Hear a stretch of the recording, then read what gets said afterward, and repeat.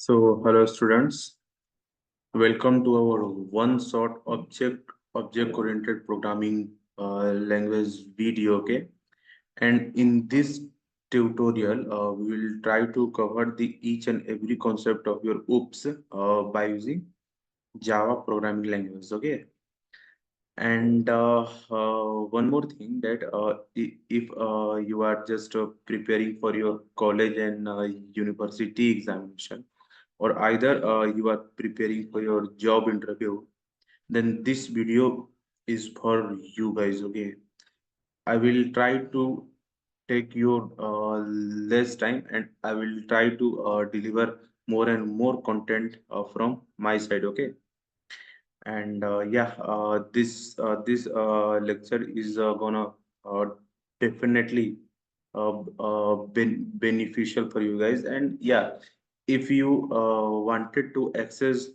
the videos by topic wise, okay, so you can just go to my channel, and also I will give the link of my object oriented programming language playlist, okay, into my description boxes, okay, or either you can just access that playlist from this I button as well. Okay, so let's continue. Okay, programming. Okay, so till now we had covered the basics of your whole Java. Okay, and we are trying to cover the each and every topic of your core Java. Okay, so first of all, I will recommend to you guys that before gone for your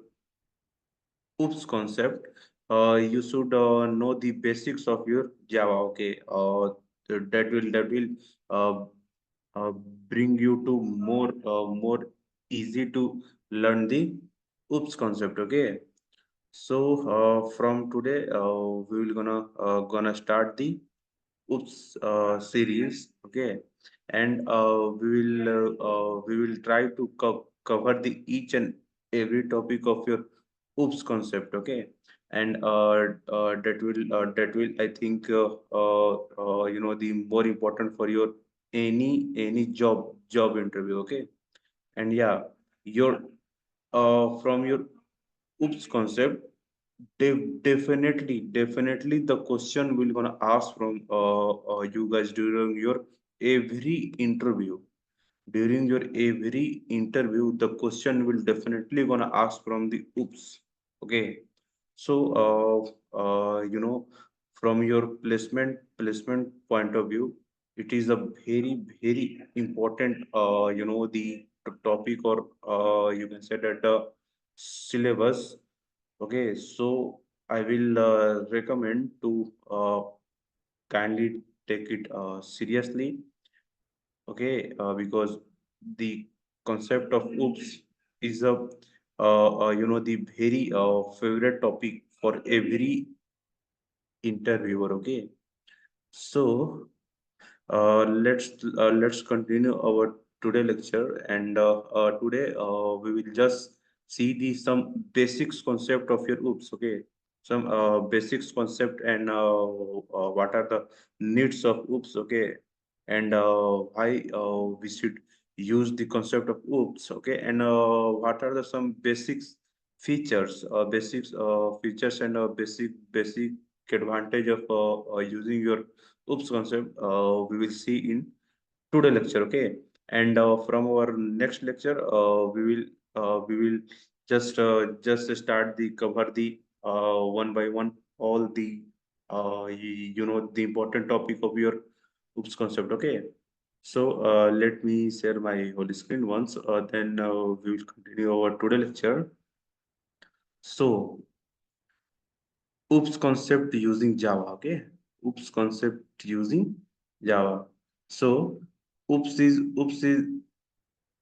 stand for your object oriented programming. Okay, OOPS is stand for your object oriented programming, and the main aim of the using your OOPS concept is to im- implement the real world entities. Okay, Real world entities means in your oops concept, we will deal with the real world entities like every objects and classes, and the every your object are the real world entities. Okay, and some basics of feature, or you can say that the basic advantage of using your oops concept, that are your oops is a faster and easier to execute. Okay, although we will see it because in our next upcoming videos, and oops provide a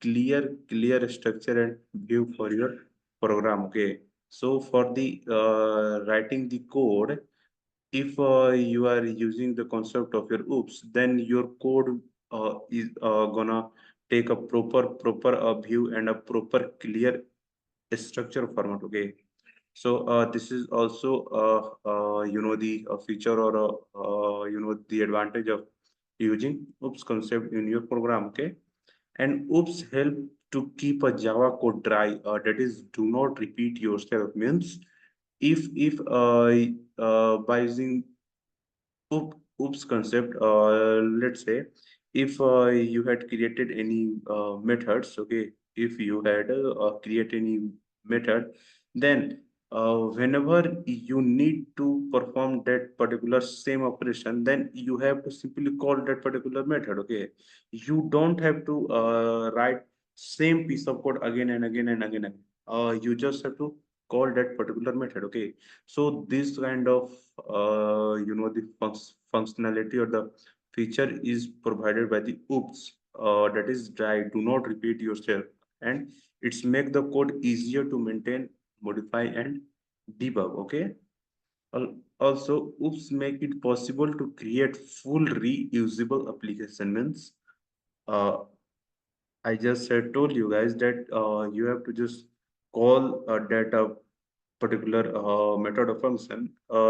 This will also sound the same that kind of that is oops make it possible to create a full reusable application with less code and short development times. Okay, see, mm, and basic the basic concept of behind implementing your oops concept, that is your oops is always deal within the objects and classes. Okay, see, don't get panic from your objects and classes. The object are nothing but they are the instance of your class. Okay, instance means we will create the object from your class. Okay, from your main class. Okay, so the object are the instance of the class. See, uh, in our Java lecture, we are creating your object for the taking the input from the user. Okay, and that is a scanner. SC is equal to new scanner. Okay, so here your SC is the object of your the scanner class. Okay, so here your SC is the object of your scanner class. Okay, so that the object is the instance of the class, and when the in, individual object are created, they inherit the all the variable and method from the class. Okay, and also if you have to fetch the all the methods attribute of the class, then you just have to create the object of that particular class. Okay, and by using that particular object, you can fetch the all the properties attribute and method of that particular class. Okay, see, and the classes are the instance of the objects. Okay, classes are the instance of the object. Okay, although we will discuss about your object classes in more detail in our next next upcoming videos. Okay, so for the till now, let's take a simple example. Like, see, if your car is the class, let's take your car is a class. Okay, then the brand of your car, like mm, Volvo, Audi, Toyota, Suzuki's, these are the object of your car classes. Okay, these are the object of your car classes. So these are the concept of your object and classes. Although we will discuss about them in our next upcoming videos in more details. Okay, and also there are four main pillars of your oops. Okay, there are four main pillar of your also. Uh, these kind of question can be asked from you guys in your any the Java interview, like what are the main pillars of oops, then encapsulation, inheritance, Java abstraction, and polymorphism. These are the four main pillars of your oops. Okay, although we will discuss about one by one every these four pillars in our next videos, but till now these are the four main pillar of your oops. Okay, so this is the basics concept of your oops. And see, the classes means simple meaning is it is the instance of your object. Okay, the classes are the instance of your objects. Okay, and if we take a the real life example of your class, then if I will say the animal. Okay, animals.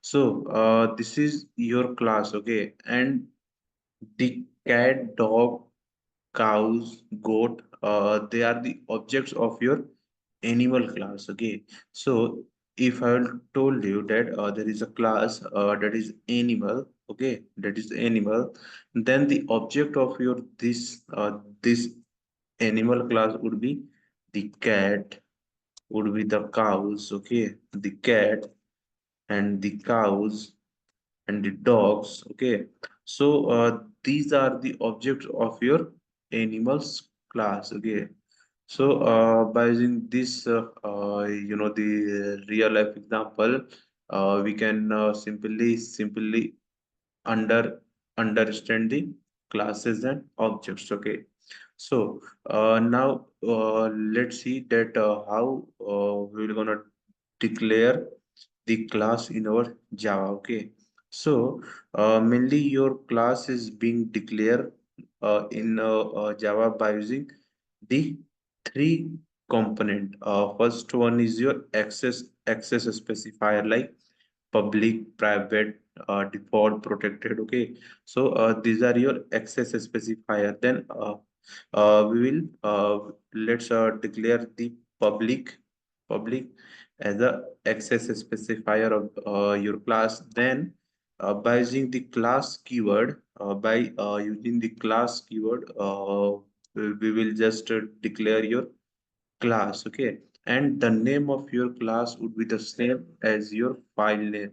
Okay, so here we have taken our file name as a ternary, then our class name should be same as the file name. Okay, so ternary, ternary, ternary, and then these curly braces, these the curly braces shows the range of your class. Okay, block of your class. Okay, so see, and there is also the important concept that is the first letter of your class is always will be capital. Okay, this is the the predefined rule. Okay, rule that the first first letter of your class will be capital. Okay, will be capital. Okay, see, the ternary is a capital. Okay, also in our Java series, we had used your the scanner class. Okay, and the first letter of your the Java scanner class will be capital S. Okay, so this shows that the first letter of your class will be capital. Okay, see. Okay, so this is the the basic syntax of that how to declare the class in Java. Okay, also you can take the any access specifier here. Just take it default here. Okay, and also protected. You can also take it. Okay, protected.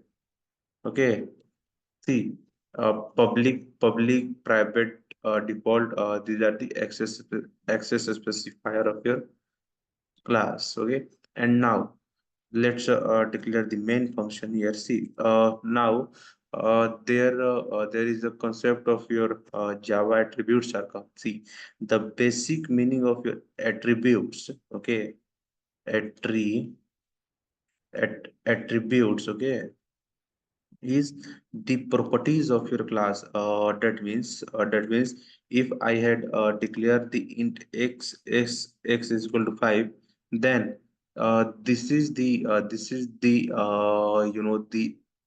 attribute of your ternary class. Okay, so any variables, methods, function that you had defined in your class, then they are the attribute of your that particular class. Okay, so this is the main funda of your Java attributes. Okay, so these are the int x is equal to 5. Let's take string str is equal to any name Java take. Okay, Java take. So these all are the attribute of your the ternary class. Okay, so this is the main concept of your attributes. Okay. Now let's create your main function inside your uh, class. Okay, so this is the main function of your class. See, uh, there is also a very beautiful question can be asked from you guys during your interview, that is how many public class can be declared in a single Java program. Okay, so the answer is you can declare only a single public class. Only a single public class can be declared in a single Java program. See, although you can simply declare the multiple classes. Okay, you can declare multiple classes. Let's take it first. Okay, but the public class, the public class will be only single. Okay, and the main function also will be the only one. Okay, you can't declare your class as a public for the more than one time in a single Java program. See, if I'm gonna try declare this is as a public class, then it shows the error. See, the public type first must be defined in its own file. Okay, then I have to create the file name as a first. Okay, and you can't declare more than one public class in a single Java program. Okay, also you can declare any number of classes, any number of classes. Let's take a second. So, so this is the basic funda. Okay. Now, see, uh, this is my the public class. Let's make them comment out from here. Okay. So this is my public class that is ternary. Okay. Now I had declared these two variable. Okay, inside my the ternary class, but the outside from my main function. Okay, now I have to fetch these two variable from my main function. Then simply what I'm gonna do, that just simply I will pass the x variable inside my system.out.println.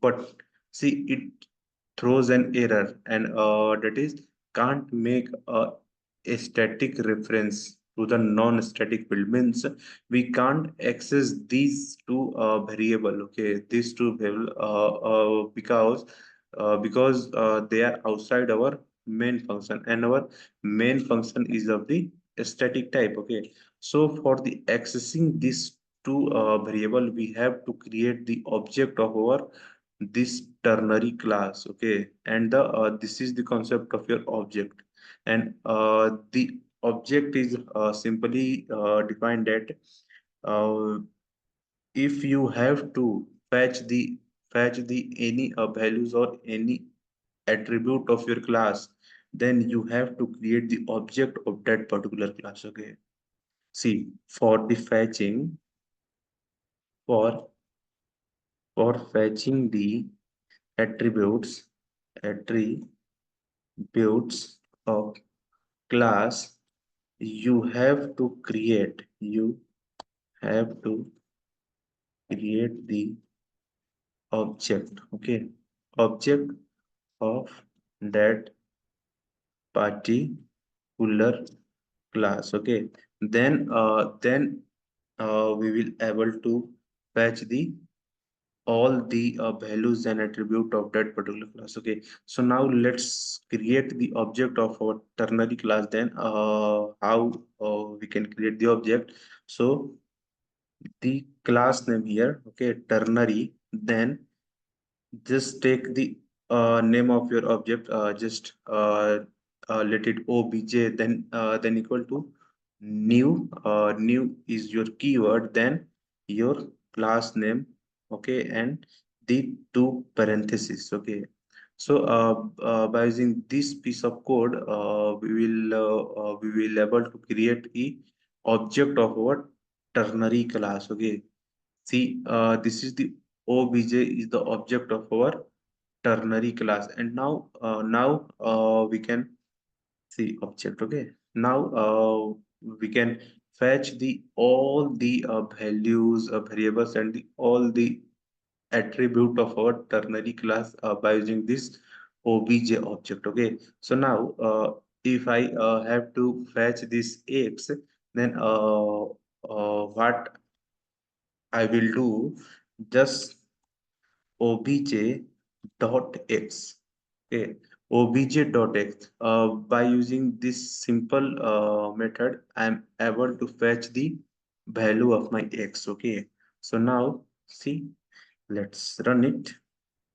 Then we will see the output is the 5. Okay, and also if I have to fetch the string, then just simply take it obj dot str. Okay, obj.str. Okay, so if you have to fetch any value methods, then just have to create the object of that particular string class, and by using that object, you can fetch the all the attribute of that particular class also. So this is the all about the objects. See, the 5 and Java tag is being printed here. Okay. Also, you can create the as many objects you want. Okay, as many object you want, you can create it. Okay. So let's create the different object. Let's take it obj2. Obj2 is equal to new ternary. Okay, and also you can fetch this string by using obj2. Okay, also let's run it. See, uh, 5 and Java text different. Okay, now what if i I'm doesn't wanted to create any object. I just wanted to fetch these values directly. Then what I have to do? Okay, that means I just wanted to say that we we don't want to create the object of my class. Okay, but still I want to fetch these two values. Then what can I do? See, our main function is of the a static type. Our main function is of a static type. Okay, and whenever we are trying to fetch the value of from our class, then the error is thrown that, see, the error is thrown that can't make a static reference to the non-static field, means our this x variable is not a static type, so that we can't fetch this non-static type value from our a static main method. Okay, so for the fetch the non-static type variable, we have to create them as a static type. We have to create them as a static type. So let's create your x variable as a static type. A static type. Now see, the error is gone.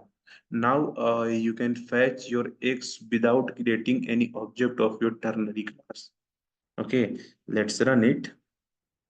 See, the 5 is being printed here. Okay, but parallelly when I'm trying to access my str variable, then it's throw the error. Why? Because my str variable is not of static type. Okay, is not of the static type. That's why we can't fetch non-static variable from our main method. See, the error is can't make a static a reference to the non-static field. Okay, so same as whenever I want to fetch this variable, then I have to make them as a static type, then I can fetch them. See, the 5 and java tag is being printed here. Okay, so that is how we can fetch our values without creating any object as well. Okay, so this is about our object and classes. Also you can the uh, change the values of your variable. Okay, also you can just simply change the value of your variable. Okay, by just creating the object of your class. Okay, so when I have created the object of my ternary class, see, object of my ternary class, and I just wanted to change the value of x. I just wanted to change the value of x. Then what I'm gonna do that, just simply I will take my object 2 dot I want to change the value of x for the 10. Okay, so I just wanted to change the value of x to the 10. Okay, so I will do that the object dot x is equal to 10. Now just simply print it, store this value in the another variable result. Okay, result, and then simply print your result. Print your result. Okay, result here. Run it. Run it. Then see, the value of x is being up updated. Okay, also you can just delete your result here, and you can directly take it from here and just paste it into the system.out.println. Okay, and run it. The output will be the same, 10. Okay, so by using also this method, you can change, or you can update the value of the variable. Okay, so you can also change or uh, update the value of a variable by using object of your classes. Okay, so this is all about the objects and classes in OOPS. Constructor in Java. Okay, see, the basic definition of your Java constructor is, it is nothing but a special type of method. Okay, it is nothing but the special type of method. See, it is a special type. Okay, a special type of method which is being de declare in the Java, okay, method, okay. It is the special type of method. Also, there are some also, the properties that are the acquired by the constructor. See, it is also a kind of method. Then, why we need the concept of the the constructor? Although till now we had used the method user defined method, but why we need the constructor? Okay, this is the basic funda. So for the calling the constructor, you don't have to call the constructor by manually writing a piece of code into your main function. Okay, whenever you are creating the object of your class, then your constructor is gonna call automatically. Okay, this is the main property of your Java constructor. Okay, that is, it is gonna call automatically whenever the object is created. So your constructor will call automatically. Okay, call when when object of class is created. Okay, so this is the basic way to call your constructor. Okay, you don't have to call your constructor manually by writing the code into your main function. Okay, and also some basic feature of your Java constructor is that the name of your constructor would be the just same as your class name. Okay, uh, here our the public class is ternary, then the name of your constructor would be the same as ternary. Okay, so the name of your constructor will be the same as your class name. Name of your constructor will be same as your class name. Okay, so this is the another property of your Java constructor. Okay, and also this is the property of your Java constructor, like. And fourth one is the another property that your Java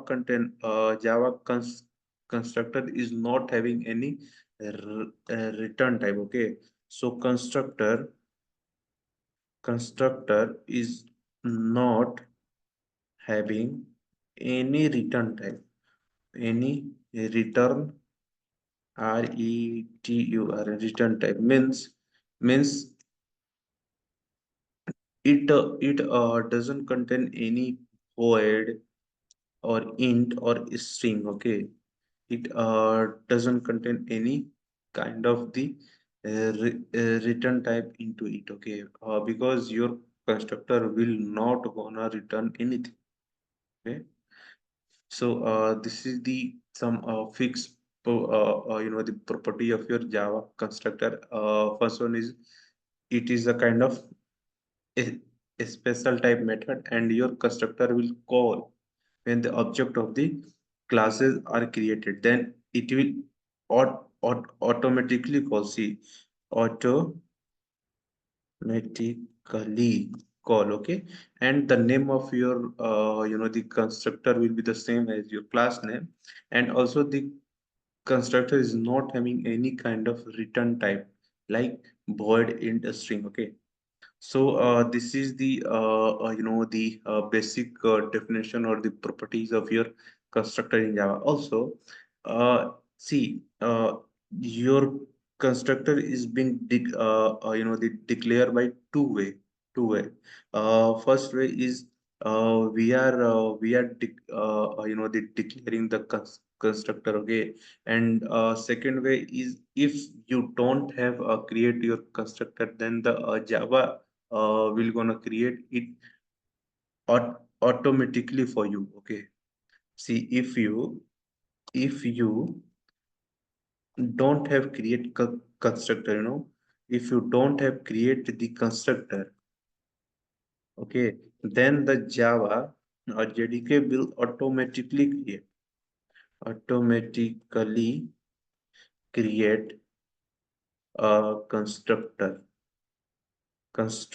for you. Okay, constructor for you. Okay, so this is the also the property of your constructor, that if you don't have created, then the your JDK will go automatically create a constructor for you guys. Okay, so now let's see the basic syntax, that how we can create a constructor in Java.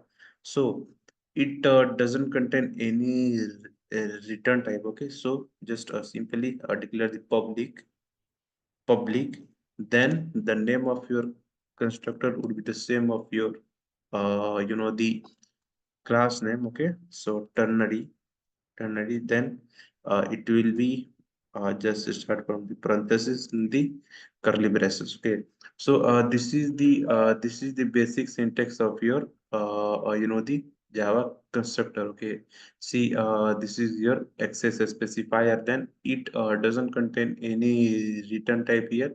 Okay, and the name of your constructor will be the same as your class name. Okay, and then inside your constructor, let's print a simple message like, this is my constructor. Okay, this is my constructor. Okay, this is my constructor.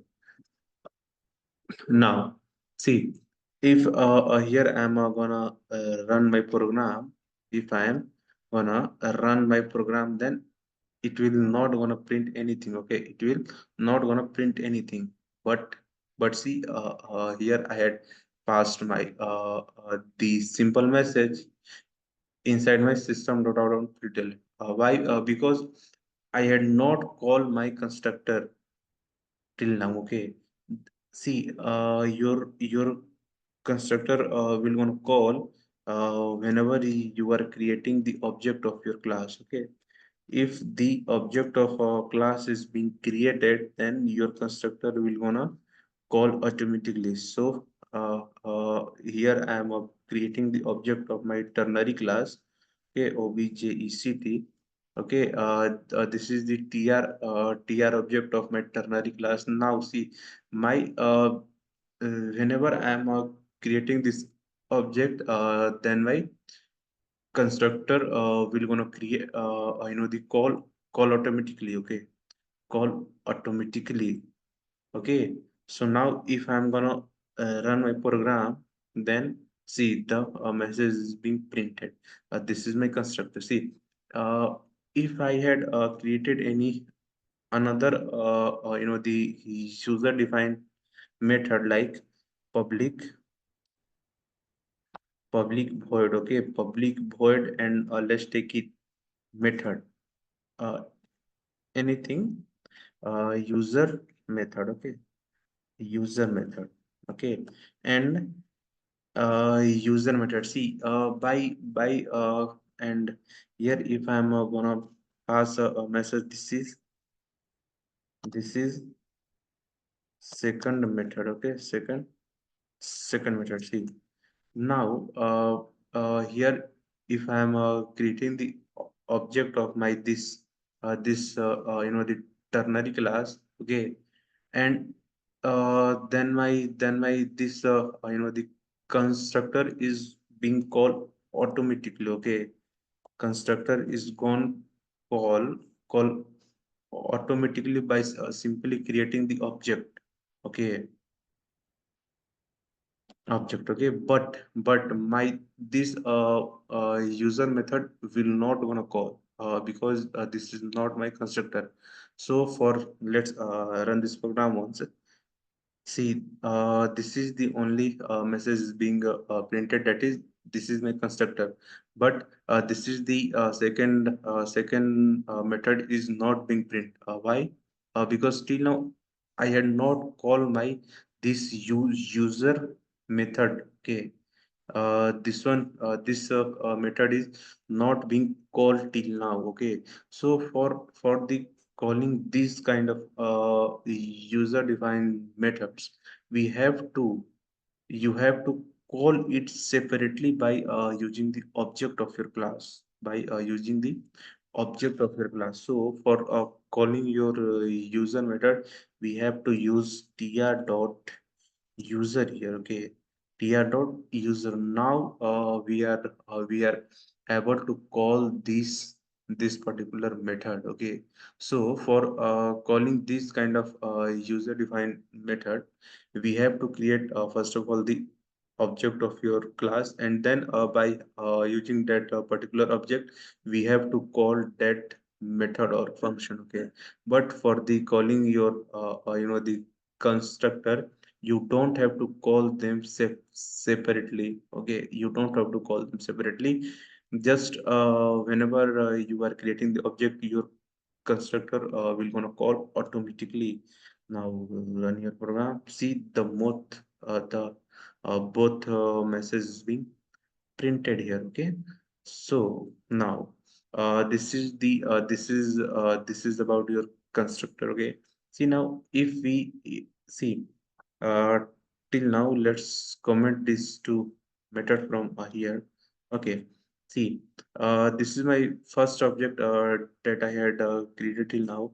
See, uh, as many time I am creating my object, my constructor will gonna call as many time. Okay, see, let's create the object for the three times. Okay, three times. Then my constructor will gonna call for the three times. Okay, because see, let's run it once. See, my constructor will gonna create all these three times because I had create the object of my class for the three times. Okay, so as many object is been created, your constructor will gonna call again and again. Okay, so this is the basic funda of calling your constructor by creating the object. Okay, see, now also you can pass the parameter to your constructor as well. Okay, you can pass the parameter to your constructor as well. How? You just have to simply pass here the value that I just wanted to pass the 5 here, and then here we have to accept that a particular value by defining the variable, okay, so now run your put c int a, and just simply here let's print your a. Okay, s out a, just print here, make a comment out. Now run your program. See, the 5 is being printed. Also, you can pass more than one argument to your constructor. See, let's see, I'm gonna pass here like age. Okay, like age. So age, okay, age, and let's check age as 22. Okay, and here I'm gonna uh, catch this variable. Okay, so comma string age, string age. Okay, string age. So and now let's print this. Okay, so let's print your age here, age comma a. Okay, age comma a, string age comma a, system dot out the method print type of the print string. Okay, so wait a second. Here what we will do, so let's make the comment out here. Okay, and the second line will be the plus a. Okay, run your program. Then the age is 22 is being printed here. Okay, the age 22 is being printed here. So that is how you can pass the more than one argument to your constructor as well. Okay, so this is all about your Java constructor. Okay, so encapsulation. Okay, so the basic the definition of your encapsulation is to hiding your private data from the end user. Okay, hiding your private data from the end user. Okay, that means you just wanted to, okay, you just wanted to show the required output, okay, the required data to the user, not required data, okay. So that means the process of hiding your the private data, okay, private data from user, okay, from user, data are called the encapsulation, called encapsulation. uh, I just mean that let's take a simple real life example, like if you are walking on a street, okay, if you are walking on a street, then see, if somebody is just come and he or she will asking for your name, then it might be possible that you will tell your name to that particular person, okay. And if he or she is gonna asking for your the Gmail ID, then also it might be possible that you will tell your G, the Gmail ID as well, okay.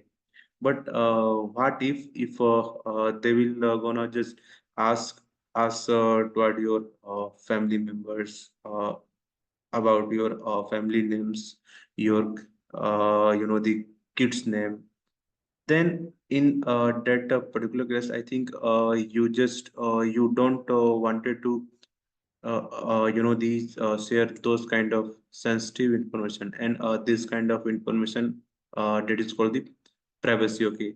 So everyone wants to keep their the sensitive data as a private, okay. So we can in the the programming language, we can achieve those privacy by the using the concept of your Java encapsulation, okay. So how we can perform the Java encapsulation? Let's see that here I had created a class that is human, okay, human, and inside my this class I'm gonna just simply take the age, okay, age variable, okay. Let's take age as the 22, and let's take the another variable, like let's take the name, okay, name here, okay. Let's take any name, let's take Java tech here, okay. java Java tech here, okay.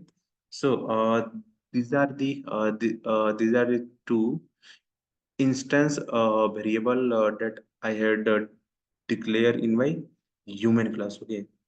Now, if I wanted to access these two variable, then I have to simply create the object of my this human class, okay. Object of my this human class, then I can easily access it, okay. So by using the new keyword, I can create the object of my data particular class, and by using this object, I can access my name, I can access my age as well, okay. I can access my name and age as well. So wait a second. So system.out.println, and inside it I can access my age, I can access my name as well. See, hm.name, okay. So run it, then we can say see that the 22 and Java tech is being printed, okay. And also you can make changes in your particular age and name variable of human class. Let's your make your age is as a 43, and name let's make it anything sort of, okay, sort of, okay. Then run your code, then the you can see that the name and age is being completely changed, okay, change, or they will become the update, okay.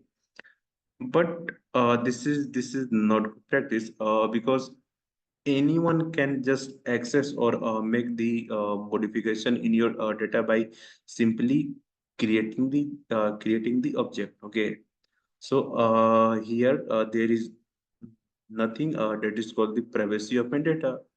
There is nothing that is called the privacy of my data. Okay, see, and if I just want that not everyone can able to access or make the changes in this two string, if only some particular person will have those kind of right, then what I will do that I will just make these variable as a private.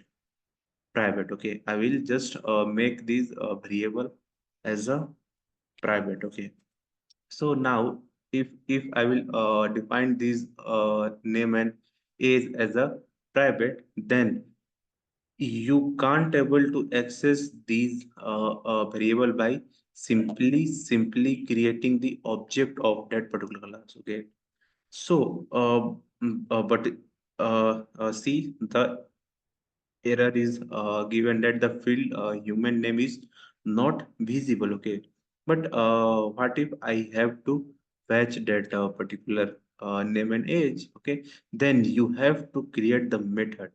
You have to create the method. If you wanted to fetch the name and age of this human class, then you have to create a method inside your human class, and by using that particular method you can fetch those private data. Okay, okay, so only your method that are creating inside that particular class will have only right to show the private data of that particular human class. Okay, so if I will create the simple method, let's take public as a return type the integer, and let's take the name anything, get age. Okay, get age here. Okay, get age, and inside my age method I will just return my age. I will just return my age. Okay, return age here. Okay, see, if your method is being defined inside the same class, then they can return or show the value. Okay, but if your method is being defined in the another class, then they can't access the data that is agent name of the human class. Okay, so this is for the returning the age, and the same like public return type will be the string public, and the return type will be the string, and I will take the get name here. Okay, get name, and I will return the name here. Okay, return name here. Okay, see, and if I had defined these two method, then I have to call this method as well. So I can call this method by using the object of that particular class. Okay, so s out, I will use hm, that is the object of my human class, hm dot. I will take the get. I will call the get name method. Okay, and also I will just concatenate these. Okay, concatenate these names, and here I will call the hm dot get age method. Okay, so here I had just called this to method, and now I am able to access these the private data by help of the method of the same class. Okay, just run it. Then now see, I can able to access those data. Okay, so that's how we can just achieve the encapsulation, means by the declaring your variables as a private, and if you wanted to access those private data, you have to define the method inside the same class. You have to define the method inside the same class, and then only you can access those private data. Okay. Okay. So see here my age is being already assigned a value that is 22, and my name is already being set as a Java tag. But what if they don't have any value? What if they don't have any value? Then I can also assign the value in these particular private variables. Okay, how? We can also assign the value to this particular the variable by creating the method okay. How? Just see the public. We can take any name here. Okay, just take it as a set age. Okay, set age. Okay, set age. And after that we will define. Okay, let's take here as a return type. Let's take as a void. Okay, and inside your set is we will just accept a value. Let's take age. Okay, and from where we will take the input. We will just simply call our this set age. The set age method from your main function, and what we're gonna do that, just simply set your just call your set is. Okay, set is from here. Okay, set age. And just by using the object hm. Okay, hm dot set age, and inside this we will pass the age. Let's take 23. 23. And okay, then comment out. So by using this piece of code we'll able to set the age, set the age from our main function to the our private variable that is age. Okay, and also just here we will gonna assign the a variable inside our age. Okay, so our age is being here assigned, and also we can set the we can set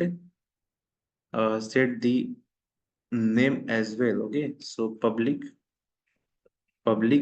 void, just take the name as set name. Okay, set name here, and inside this we will accept a string type value. Let's take str. Okay, str. Okay, str. And from our main function we will call our setage method by using the object of our human class. So hm dot we will just call the set name. Okay, set name. And inside this we will just pass any name. Let's take Ankit here. Okay, Ankit. Okay, so by using this piece of code we will able to call and assign the value inside our name variable, and then simply assign the value to our name variable. Okay, so that is how by using the concept of your get and set we are able to fetch and assign the value to our private variables. Okay, and that's how we will able to achieve the encapsulation in the Java. Okay, now run your program. Now you can see the Ankit and 23 is being assigned to your name and age variable. Okay, although you can't directly assign the value to your name and age. See, if I'm gonna just make the comment out these things from here. Okay, no, leave it. If I will try to assign directly by using the name variable. Okay, by using the name variable to my age, then I can't able to assign the value to my age. Okay, because my age is private. See, the error from the field human is not visible. Okay, so if you have to assign or fetch the name and age, which is a private variable, then you have to define the method in that particular class, and by using that particular method, that is get and set, you can just fetch the data or assign the value to that particular variables.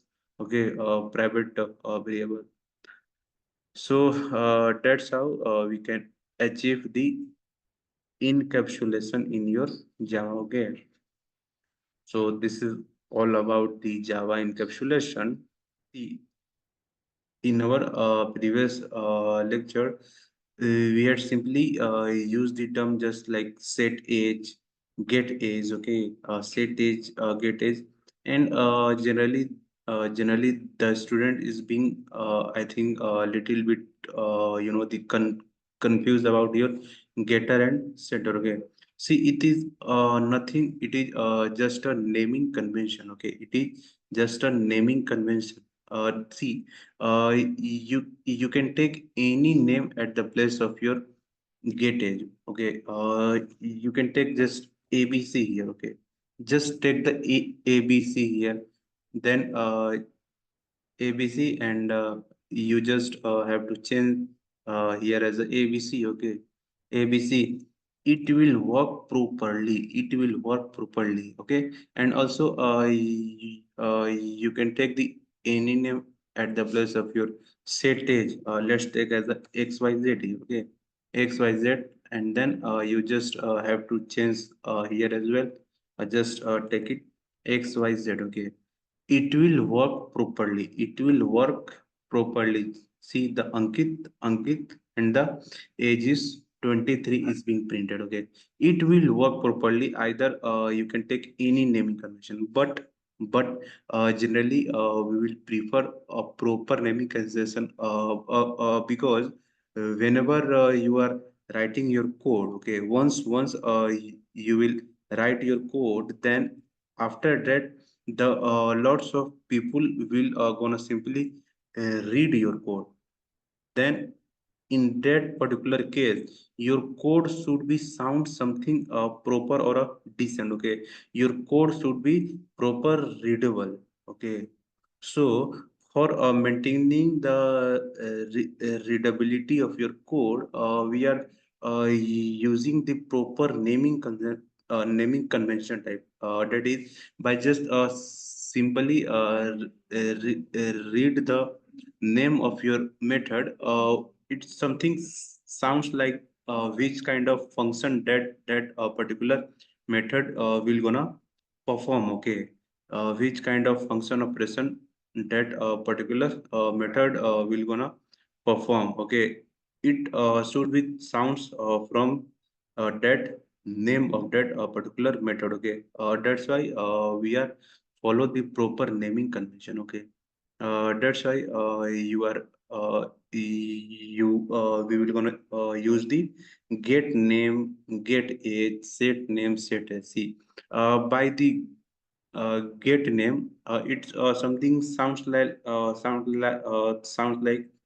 we just wanted to fetch the name. Okay, and the by the set means here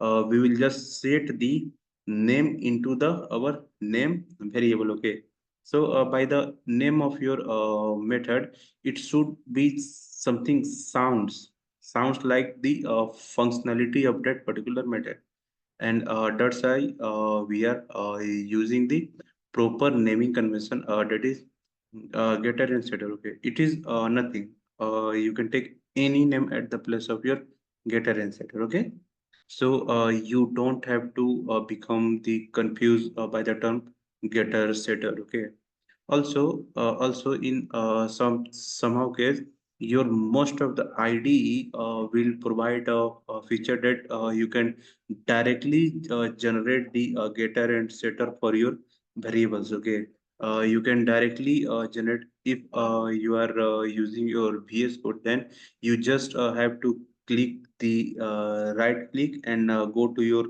source action, then from here you can generate the getter and setter. See, generate getter setter. Okay, and if you are clicking on it, it will see, it will automatically generate the getter setter for you. Okay, it will automatically generate. Okay, see the age is being just generated here. Okay, so this kind of feature is being already provided by your IDE as well. Okay, that's why we are using a proper naming convention, that is getter and setter. Okay, so this is all about your getter setter. That is, this keyword is nothing but the it is represent the current object. Okay, it represent the current object. Okay, represent the current object. Okay, current object.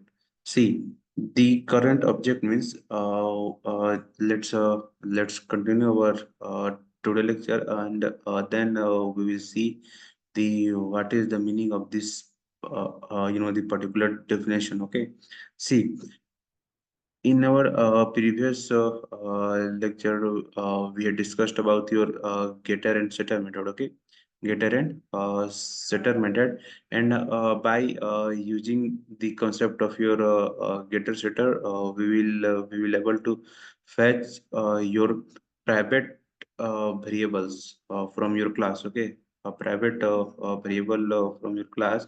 So here I had take the int a variable inside my set age. Okay, and I had just update the value of my age, by the a, and same as it is, I had take the n variable, that is my n is a guys, the string, and I have just update the variable of my name by the n. Okay, so see, here my name and age is a instance variable. Okay, instance variable for my human class, and the a and n is a local variable. Okay, a and n is the local variable, and my name and age are the instance variable for my human class. Okay, so here, if I'm trying to just assign the value of my a uh, to the age and n to the name, then yeah, my Java compiler is able to just differentiate between my age and a variable, and name and in variable, because the naming are completely different. So if I will run my this code, then the name, that is Java Tech, and the age is 28, 21 is being printed successfully here. Okay, but what if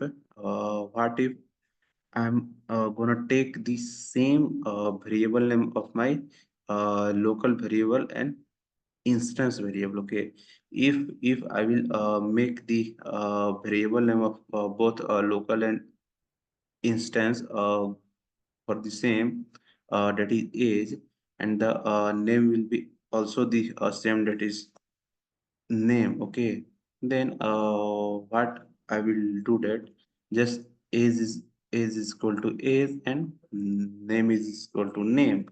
Okay, till now just leave your name as it is, for the basic understanding purpose. Okay, so age is equal to age. Okay, so here I had not done any big the updation in my code.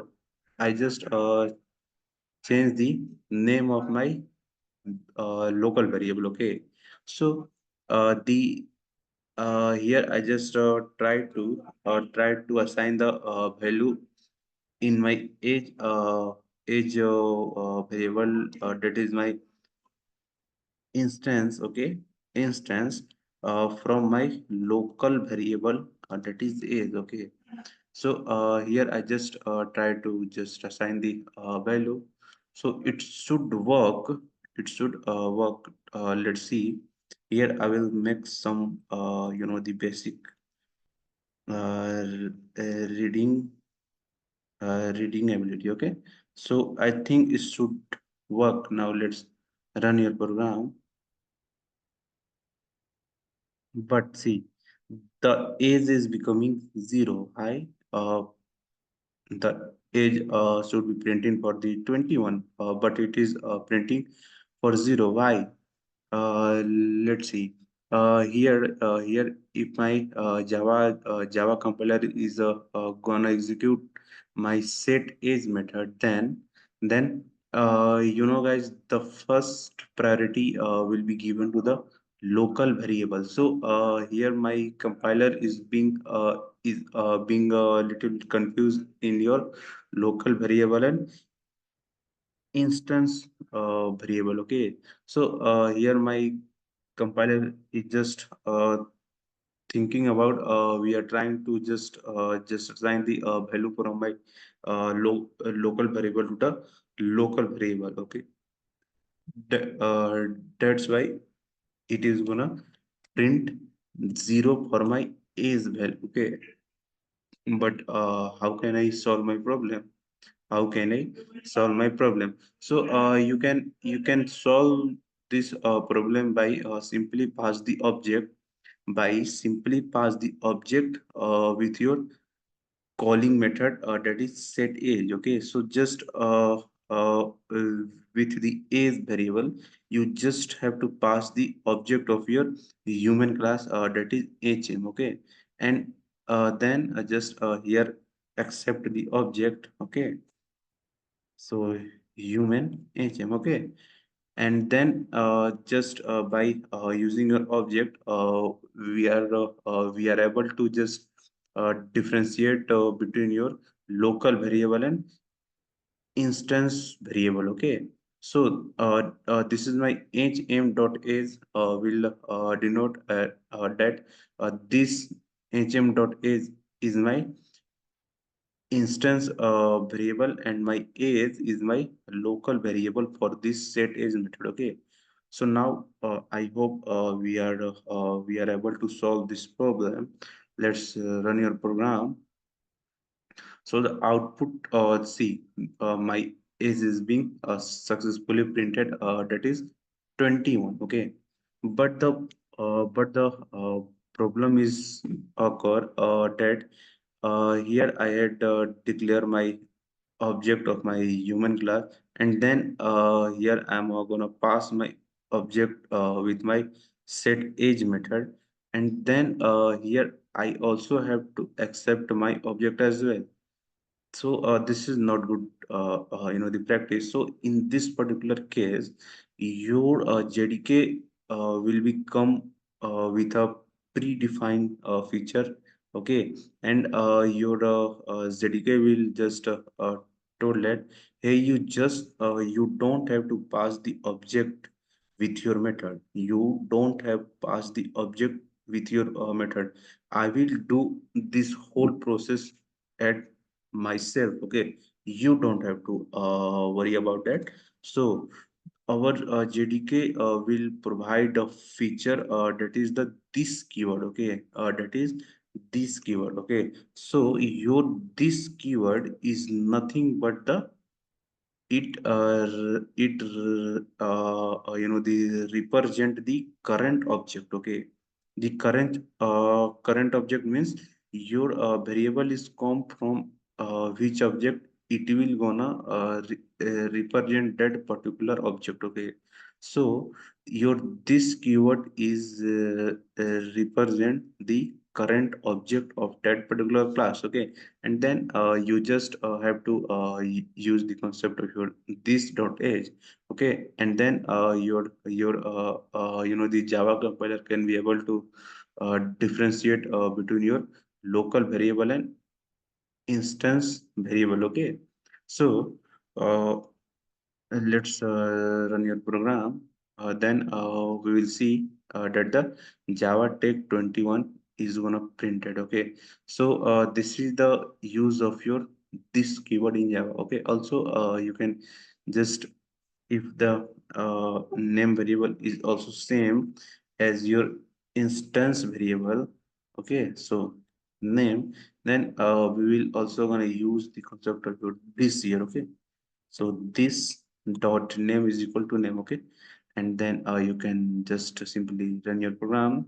The output will be the same as it is Java Tech 21. Okay, so this is all about this keyword in Java. Okay, your Java inheritance. Okay, see, the basic terminology behind this concept is to just reuse your previous code. Okay, just reuse your previous code. Okay, so if I will talk about the basic the definition, then just inherit the properties properties of your parent class. Okay, parent class. Okay, parent class. Okay, this is called the inheritance in Java. Okay, so see, if I will talking about the real life example of your Java inheritance, then see, uh, let's talk about your father. Okay, let's talk about your father. So from your father, there is some genetic kind of things that you just have inherit from them. Okay, like your color, facial color, your hairstyle. These are things which you just have inherit from your father. Okay, so this is the basic concept behind your Java inheritance. Okay, so in our the Java programming language, your Java inheritance will be supported by the extend keyword. Okay, extend keyword. So uh, if I will just simply define a class that is dog. Okay, I had taken a simple class that is dog. Okay, and my the public class is animal. Okay, so if I will just take the name string variable. Okay, so string, wait a second, guys, string name. Okay, so I will take the name of my pit. Just take is a- anything. uh, let's take is tuk tuk. Okay, so this is the name of my pit. Okay, and also I can make any method inside my this dog class. Okay, so let's define a simple method inside this. So public void, uh, let's say anything, method name can be your pit. Okay, your pit. So these are the curly braces, and then I will just simply pass the message that your pit is being barking. Okay, so buck buck. Okay, ठीक है. So these are the some methods and uh, variables that I had simply declared inside my dog class. Okay, and if I am gonna try to use these attributes of my dog class to the another class, then what I will simply do, just use the keyword that is extend. Okay, so by using extend, I am able to inherit all the properties of the dog inside my animal class. Okay, so let's write here using extend extend keyword. Okay, keyword, you can inherit inherit all the attributes. Okay, attributes of your dog class to the animal class. Okay, dog class to the animal class. So if I will take the extend dog, okay. So here by using this piece of code, okay, I'm able to just inherit all the properties attributes of my dog class to the animal class, okay. And now if I'm gonna access for this name variable, this method that is your pet, then I have to simply create the object of my animal class, okay. I don't need to create the object of my dog class, okay. Because I had taken the all the properties of my dog class to my animal class, okay. So just create the object of your animal class here. Animal, let's say the object name that is al is equal to new keyword. L is equals to new animal. Okay. So by using this simple piece of code, we are able to create the object of our animal class, and then by using the simple AL, that is the object, you can fetch the all the attribute of your dog class. Okay. So this is the the beauty of the inheritance. Okay. So if I have to fetch the dog from name of my dog, then I have to simply use the object of my animal class. Okay. So s out, and inside this al dot name.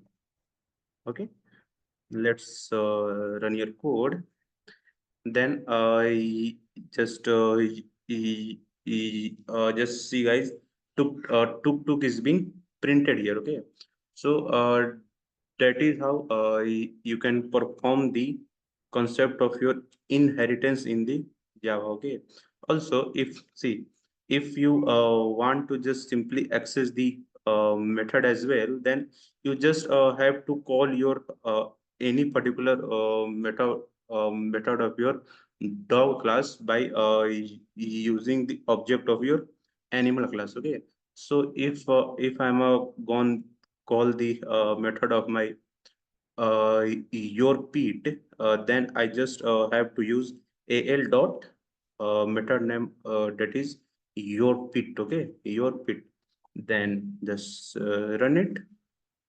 Then you can see the output is being printed, that is bark bark. Okay. So that is how you can access the variable as well, or you can access the method as well by just creating the object of your animal class. Okay. Okay. And guys, a simple, the basic trick in the Java in inheritance, that is, if you had declare your variable as a private, okay. If you had declare your variable as a private, then you can't access them by simply creating the object of your child class, okay. What I'm trying to say, if I will declare my name variable as a private, okay. If I will declare my name variable as a private, then I can't able to access them in my animal class, okay. Because by the defining your private variable, it's required to create a getter and setter method for the access them. Okay. So this kind of question can be asked during your Java interview. Okay. So you have to keep in mind also. Okay. One more thing, that is, if you had just simply define your class as a final. Okay. I think you guys has not well aware about the final keyword, although we will discuss about the finally in our next lecture. Okay. So till now, this is all about your Java inheritance. Okay. Topic is final and finally keyword. Okay. See, basically, let's discuss first of all final keyword. Okay. See, basically, final means if you had declared any attributes as a final in your Java program, then you can't make change into them, or you can't just perform the another kind of operation on that particular final attribute. Okay. See, if let's take a variable int a is equal to 5. Okay. Int a is equal to 5. Okay. And if here I just wanted to print the a, then what will be the output? 5. 5 will be the output here. Okay. 5. Okay. But if here I just wanted to just update the value of my a for the 10. Okay. And now I just I'm gonna print the a, then what should be the output? 10. See, the previous output is 5, and if I had just update the value of a, then the value of a is become 10 here. Okay. So I can just make any kind of updation in my variable. Okay. Update in my variable. Okay. But if if I'm gonna declare my variable a as a final. Okay. But what if I just want that nobody can just make any kind of further updation in my variable a. I just wanted it that now from now the value of a should not be changed, then what I'm going to do, I just declare the a as a final, as a final. Okay. So by just declaring the variable a as a final, the 5 is being fixed here. Okay. Now the value of a will not gonna change or update in a future. Okay. See, it shows now error. Okay. The final local variable can't be assigned.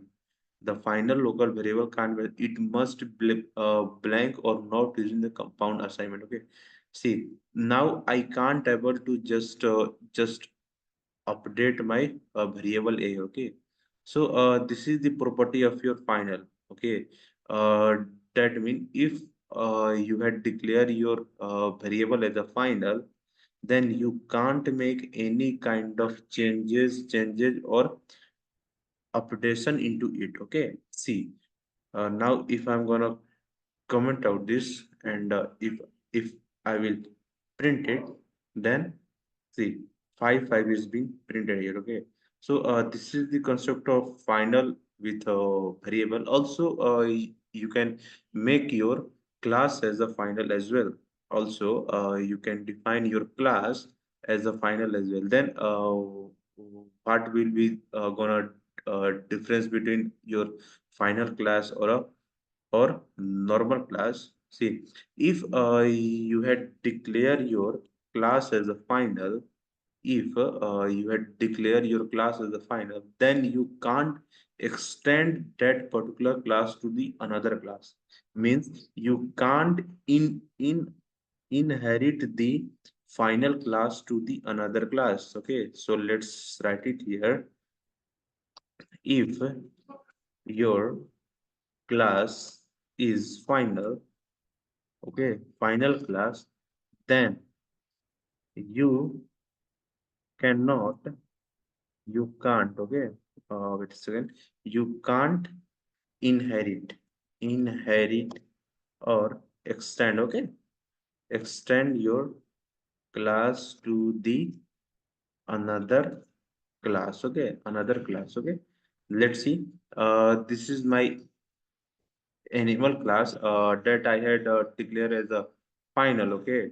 Now I can't just the extend my animal class to any other class. Okay.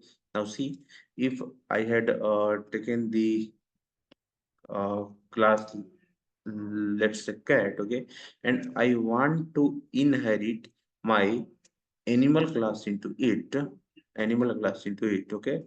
Then I can't inherit them. See, I throws the error. See, the type cat cannot be subclass of a final class animal. Okay, that means you can't just simply extend a final class to a another class. Okay, this is the property of your final class. Okay, and now if I am gonna remove the final from here, then see the error is gonna finished here, and now I can able to just extend my animal class in my cat class. Okay, so this is the property of defining your class as a final. Okay, also you can just simply define your method as a final as well.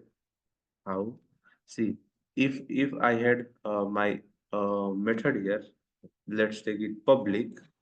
Okay, public return type will be void here. Okay, let's take it the dog. Okay, dog. So I can also define my method as a final as well. Then what will be the properties are going to define that if I had declare my method as a final, then I can't override that particular method to the another class. Okay, see what I'm trying to say. See, just pass a simple message that this is your dog class. Okay, this is your dog class. Okay, see, if I had, I am gonna declare my mm, dog method as a final. Okay, final, final, then okay, final public void. Okay, then I can't able to override this method to the another class. Okay, see now if I'm just trying to override this method to my cat class, then let's see what will gonna happen. uh, till now just remove this final. Okay, and now define the same method here, public, just to override it. Okay, public void dog. Okay, and inside this I will gonna pass the second dog method, second dog method. Okay, second dog method, let's take it system out of println. Okay, system dot out of println, and inside this second dog, second dog. Okay, and if I'm gonna run my program. Okay, run my program. So what I have to do, I have to create the object of my both class. Okay, let's al is equal to new animal. Okay, and the second one is cat. Okay, I think it's a cat. Cat ct is equals to new cat.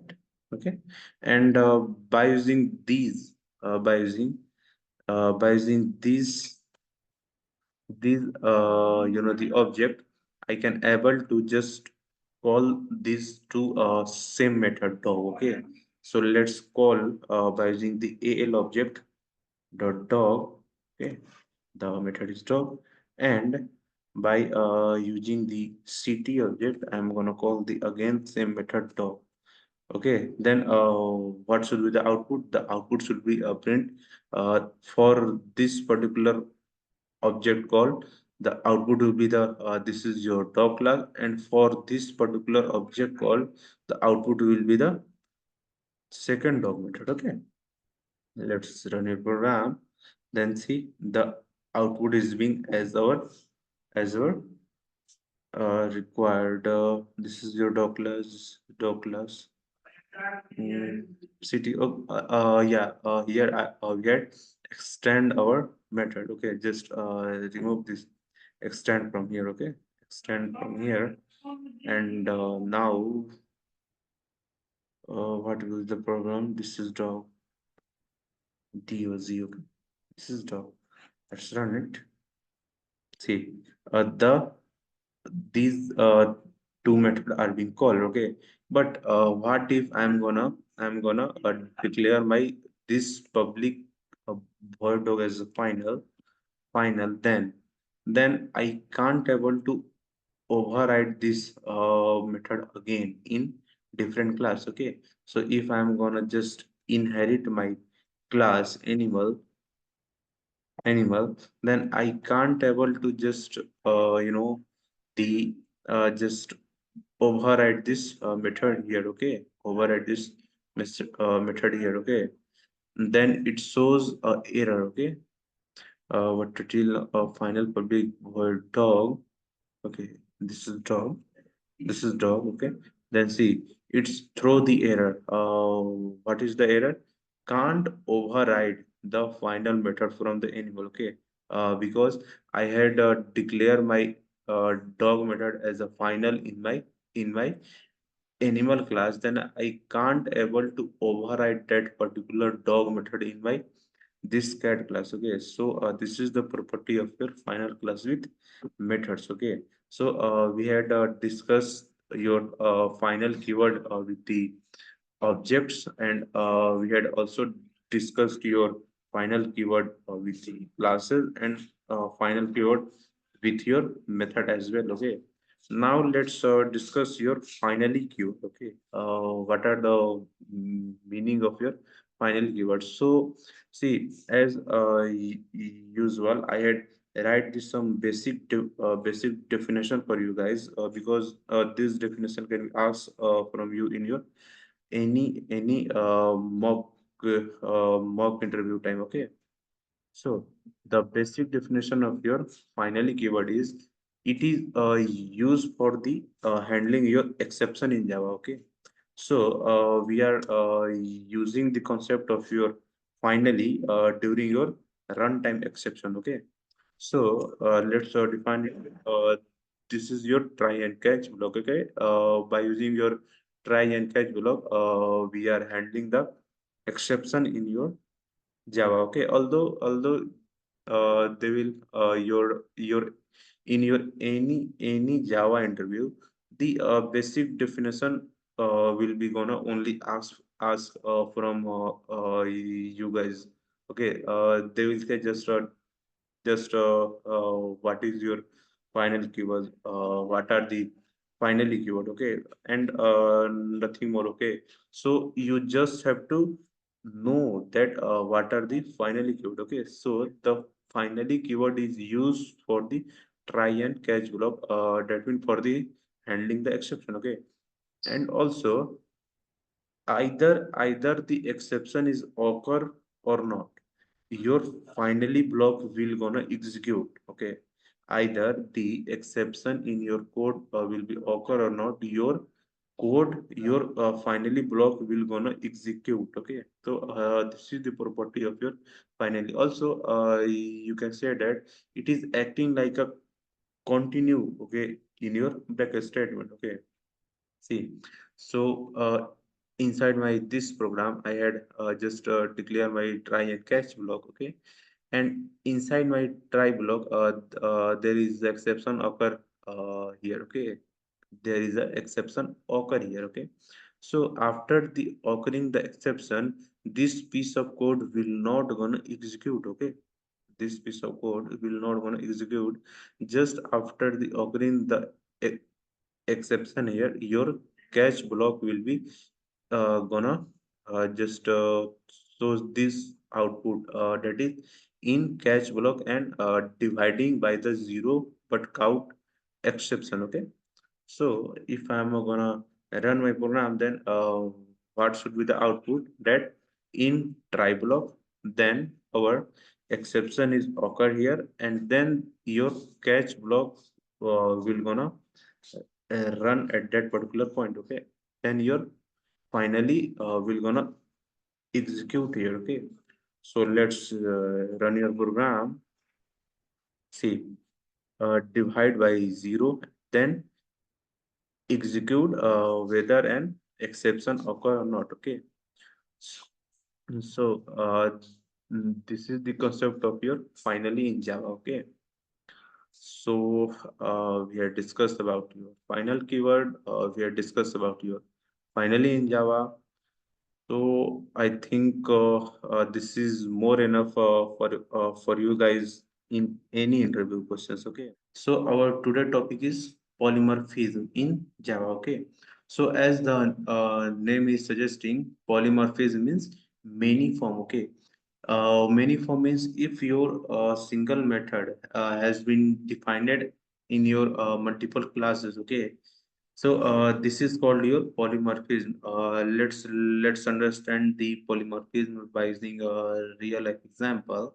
Okay, so a person, a man, having many relation in his life. Okay, what I'm trying to say, like a person can act. Okay, a person can act as a brother for his sister. Okay, a brother for his sister, and also a person can act as a son for his mother. Okay, and also a person is acting as a husband for his wife. Okay, so here the personality of a person is defining the basically the concept of polymorphism. Means for the different cases it have many forms. Okay, so this is the the concept behind the polymorphism. Okay, so these are the some basic definition, like polymorphism means many forms. Okay, and it occur when we have many classes. Okay, and that are related to the other by the inheritance. Okay, so, and also, let us, what we will do, we will just inherit the properties from the another classes, and we will use those same properties to the different the classes. Okay, and by defining the same method and also, this properties is also you can say that the concept of method overloading. Okay, so the concept of your method overloading is being implemented by your polymorphism. Okay, so let's see that how we can demonstrate the example of your polymorphism in your Java programming. Okay, so here I had defined my first class. Okay, and let's take another class. So you can take any name here. Okay, any name. Let's take animal here. Okay, animal. Okay, and inside my this animal class, I will gonna define a simple method. Okay, method. Let's check sound here. Okay, sound, sound.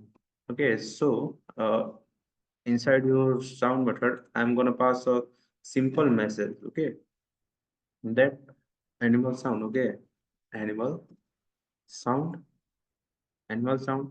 So this is my a- animal class that I had declared here, and inside my this class I had taken the simple method of sound. Okay, now I'm gonna declare another class. Okay, class, and let's take the name dog here. Okay, dog. Okay, and inside your dog, what I am do that I will extend my animal class here. Okay, I will extend my animal class here. Okay, and inside my this dog class I will pass the same method name. Okay, same method name. So public void sound, public void sound here. Okay, sound, and inside this sound I will pass the sound of dog. Let's take bark bark. Okay, so sound. Okay, so this is the message that I had passed for the animal dog sound. Okay, and let's define the another class. Okay, let's define the another class here. So let's take it as a cat. Okay, class cat, and I will extend this same class with this same animal class. Okay, animal class, and inside this I will pass this simple same method. Okay, same method. So let's copy it and paste it, and the sound of cat is something like mew mew. Okay, mew mew. Okay. So I had created these, the child class of my animal class. Okay. So, and what I had done that I had simply just extend my main animal class to this dog and cat class. Okay. So and the same method name is being defined in these three classes. Okay. So this is called your polymorphism, means the same method name is acting as a different method for the different classes. Okay. So these are the concept of polymorphism. That's how we are defining the concept of polymorphism in your Java programming. Okay. So now here in your main function, what we will do, just create a object of your animal class.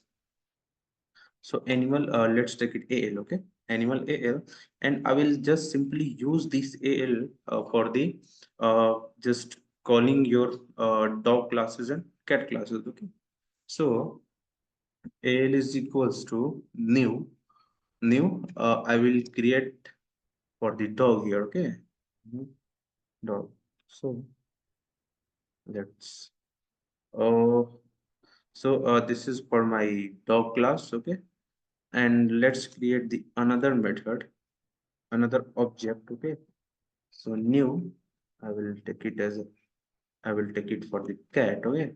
So that is how I had created the method name for the same with the same object name but for the different class name. Okay. And now I will access them. I will access those methods by just calling the by just using the object of these classes. Okay. So al dot sound, and let's take al dot sound here. Okay. So the output will be printed like buck buck and mew mew. Okay. So let's run your program. See, buck buck and mew mew. Okay. So what are the difference is lying here, that I had created only a single object of my animal class, that is AL, and I am thus by using this same object I can able to access the method of these different classes. Okay. But the method name is the same, that is sound. Okay. So this is the concept of your polymorphism, means the same method is acting, the same method is acting like a different method for the different classes. Okay.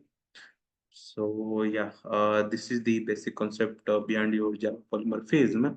And also in general, your polymorphism is the defined by the it has two types. Okay. So your polymorphism is of two type. Okay. One is your runtime polymorphism and another is your compile time polymorphism. Okay. So although just this is the basic example of your compile time polymorphism, sorry, runtime polymorphism. Okay. So although in your any interview, they can just ask that what are the types of your polymorphism. Okay. And nothing more deeply question can be asked from you guys in your any Java interview from your polymorphism. Okay. So you just have to learn that your polymorphism is having two type. Okay. One is your runtime polymorphism,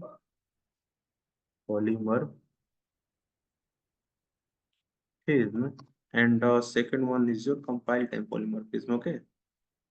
Compile time polymorphism. So these are the concept of your polymorphism in your object oriented programming language. Okay.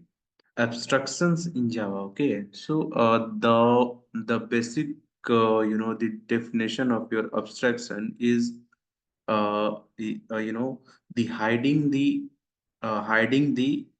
unwanted information or unrequired data from end user. That means What I'm trying to say that abstraction is hiding of unrequired means if something is not relevant to the uh, information, then those information will not gonna shared with the user. Okay, let's take a real life example like you are just driving your car. Okay, you are just driving your car. Okay, so what you just need that uh, during just pressing your brake, your car should be stopped right there. During giving the accelerator, your car should be moving forward, either backward. Okay, so these these are the some the mechanism that should be followed during performing your some kind of operation during driving your car. Okay, but the user don't need to understand the basic that how the car engine is gonna work, how they just do all those kind of operation for the moving your car. Okay, for stopping your car during pressing your brakes. Okay, so this kind of all the information is unnecessary for the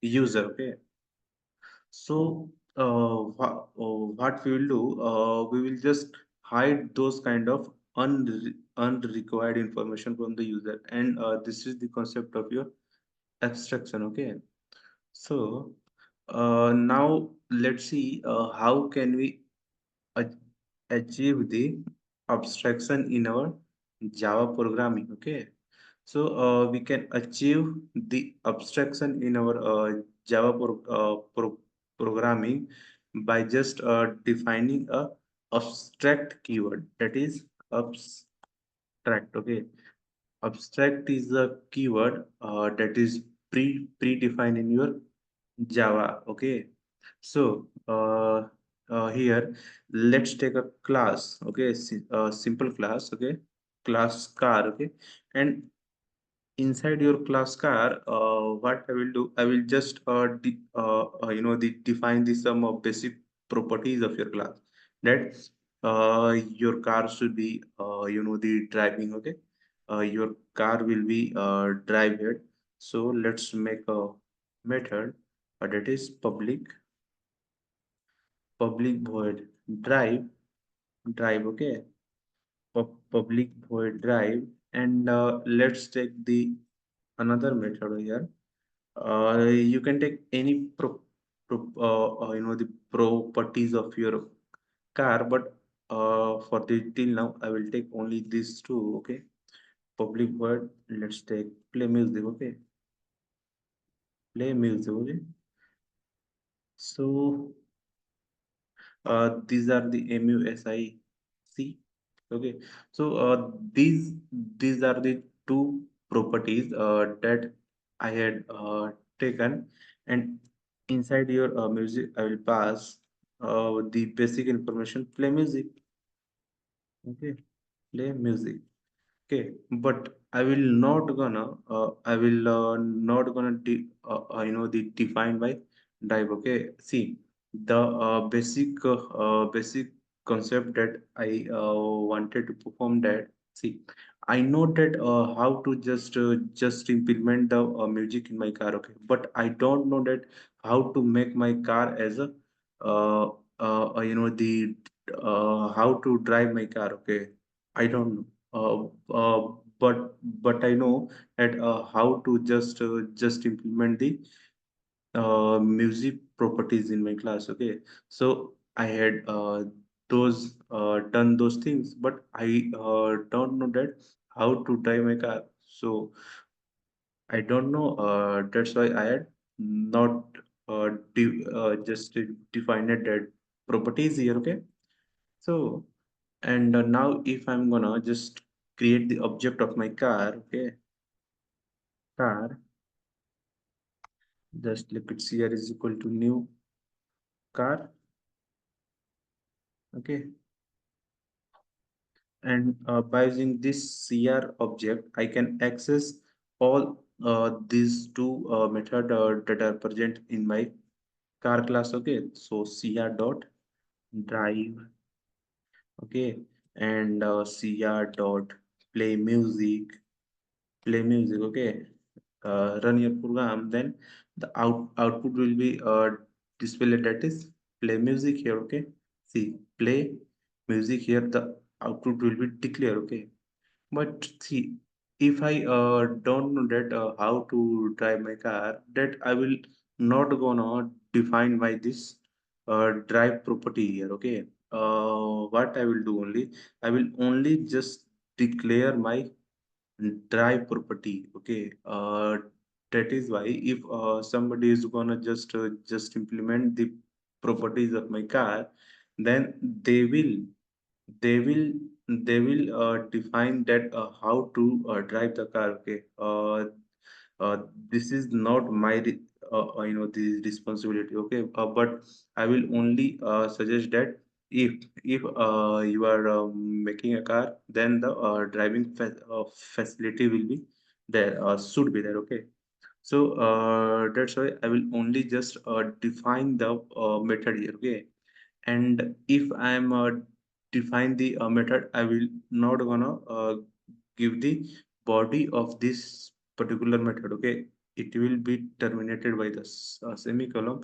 And see, there is a error, that is this method require a instant of body semicolon. Okay, then what I will do, I will define this as a abstract type. Okay, the meaning of this abstract, that is, I will only just declare my the method here. Okay, I will only just declare the method. Okay, I will only just declare the method. Okay, and now also there is a that is abstract method or drive in a type car can only be defined by the abstract classes. Okay, so if here I had defined my method as a abstract type. Okay, then my class should be abstract as well. Okay, what I'm trying to say, uh, abstract class can only have abstract methods. Abstract class can only have abstract method. Okay, that's why here I have to make my car class as the abstract type. Okay, now see, the error is being gone from here. Okay, so that is how I can just define the properties inside my car class.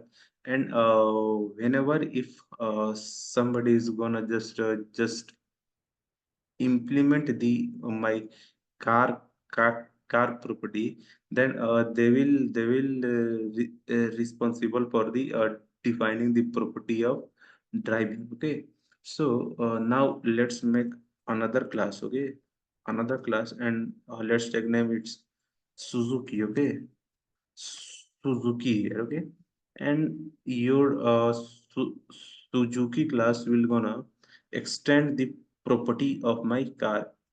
Extend means just inherit the property of your class. Okay, so my Suzuki will gonna inherit the properties of my car class. Okay, so and now see, there is also a convention that if any if a class is inherit a abstract class, then the abstract method must be implemented by that class. What I'm trying to say here, Suzuki is trying to extend a abstract class, that is car. Okay, and your car is contain a abstract method, that is drive. Okay, so whenever a class, that is Suzuki, is trying to inherit the abstract class. Okay,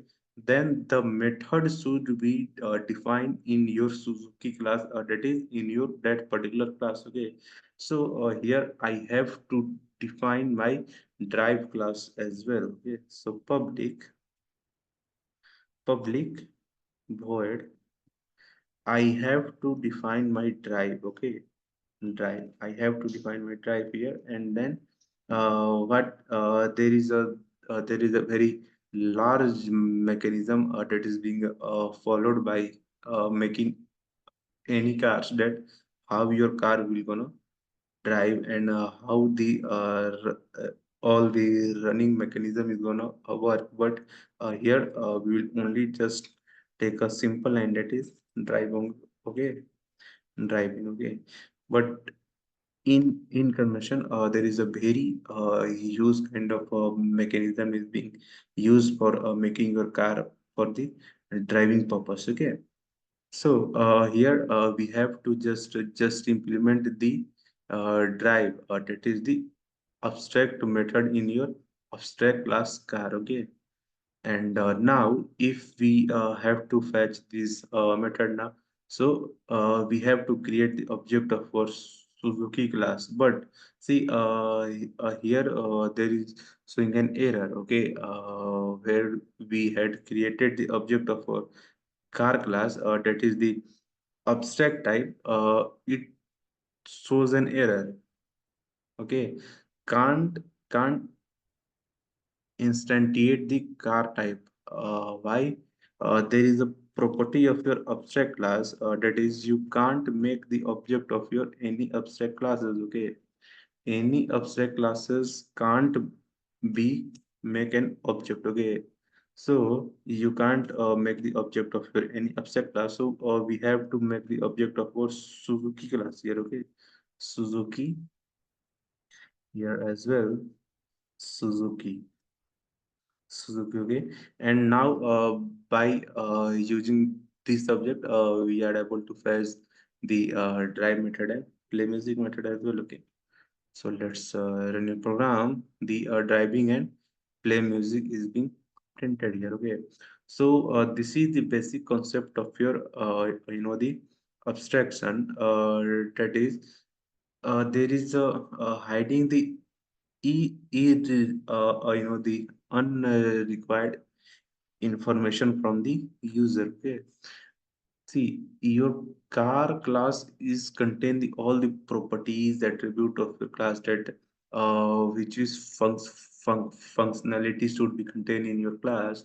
Which are the properties should a car is should car contain. Okay, either those properties is being defined in your car class or not. Just the declare those property, and those properties will gonna just implemented by the another classes. Okay, so and when you are calling those method, then those property will not gonna display. Okay, so this is the main concept behind your abstraction. Okay, that it will hide the unrequired data from end user. Okay, and yeah, we had discussed that your abstracts, your only abstract classes can contain the abs- abstract methods. Okay, and also abstract classes have both abstract method and non-abstract method. As you had seen here that abstract class, that is car, is having both type of method in it. Okay, driving is of your abstract type, and play music is of your non-abstract type method. Okay, and your abstract method is not having any body. Okay, they are just terminated by the semicolon, as you can see here. Okay, and those abstract method are being implemented by the uh, other classes, that is the Suzuki here. Okay, and you can't create the object of your abstract classes, that we had seen, that if you are trying to create the object of your car class, then it will throw an error. Okay, because your car is a abstract type class, okay?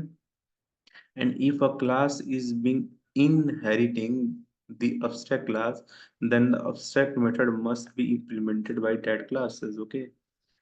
Here we had seen that our the Suzuki is being trying to just extend our abstract class car, then we have to implement the abstract methods that are being just declare inside my abstract classes, okay?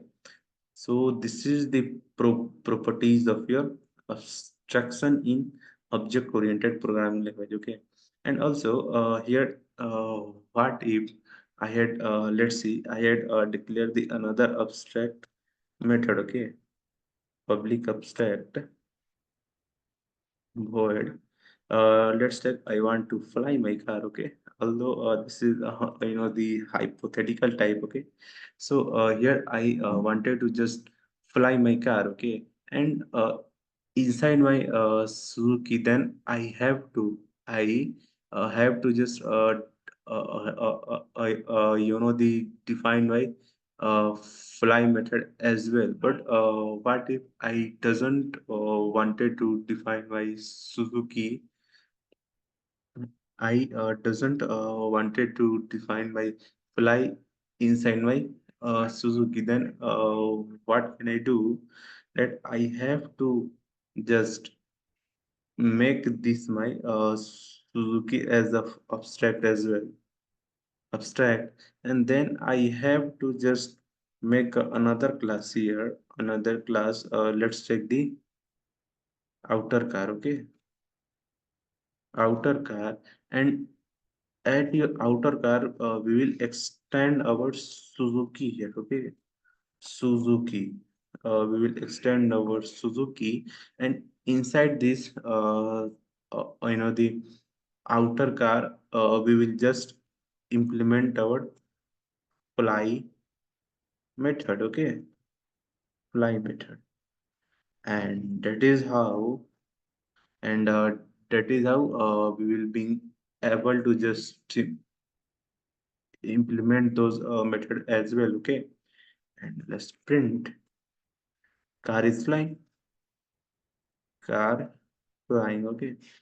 So that is how you can just again and again by using the extend keyword, you can just inherit the properties of the classes, okay.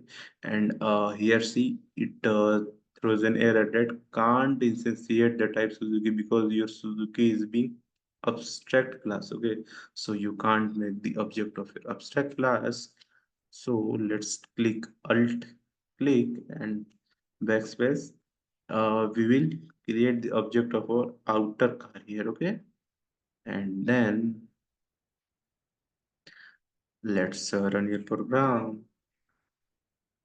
The all the methods are being printed here. We had not mm, call our fly method, so we will call it fly fly. Then let's run it.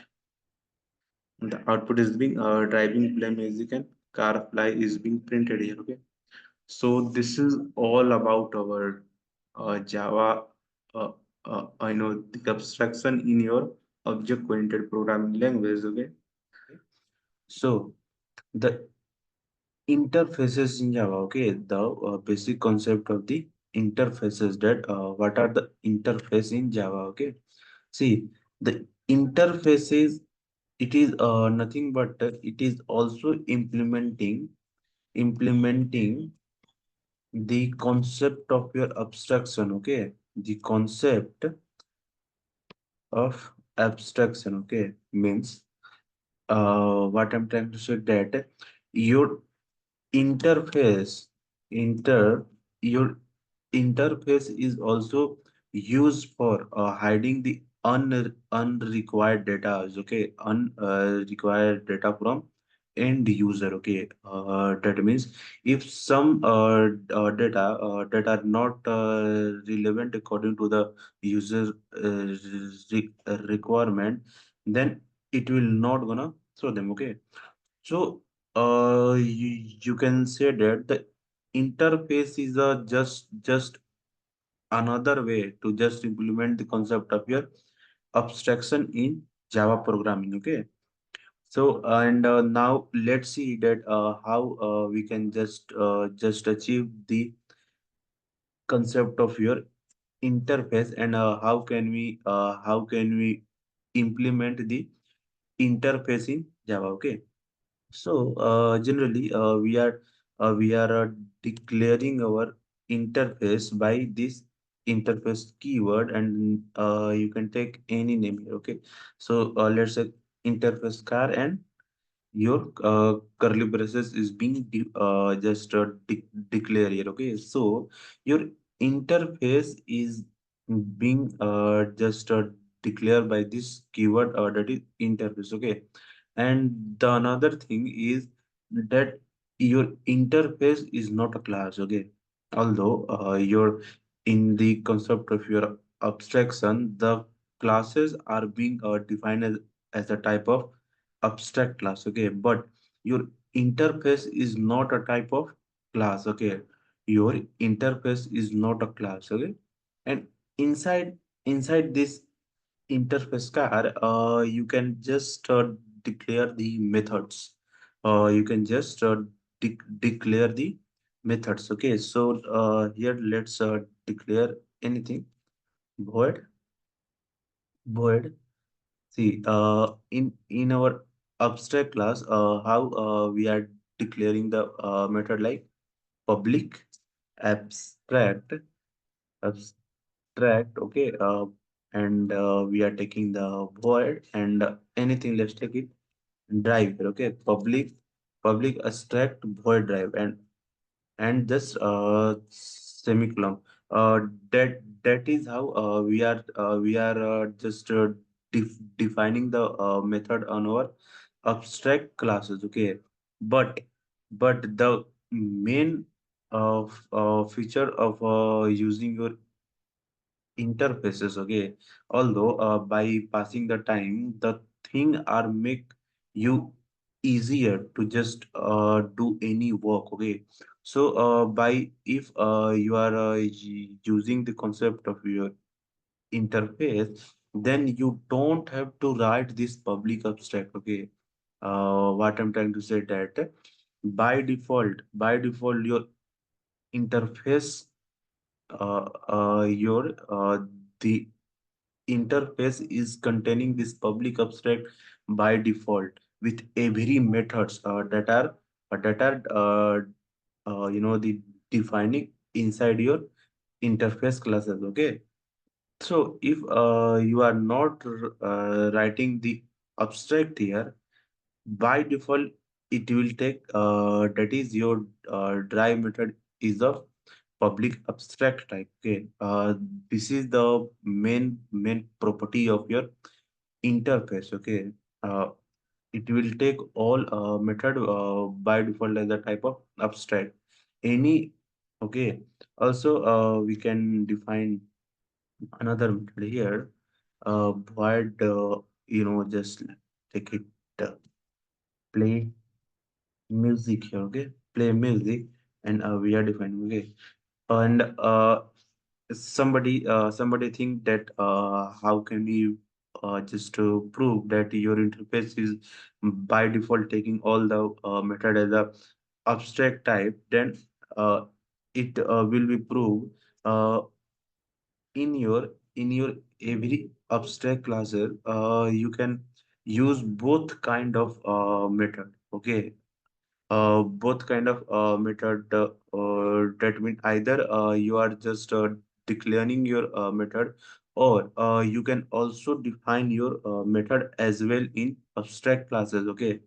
By using this curly braces, but in your interface you can't define those methods because your all method are by default of abstract type, and you can't define the abstract methods. Okay.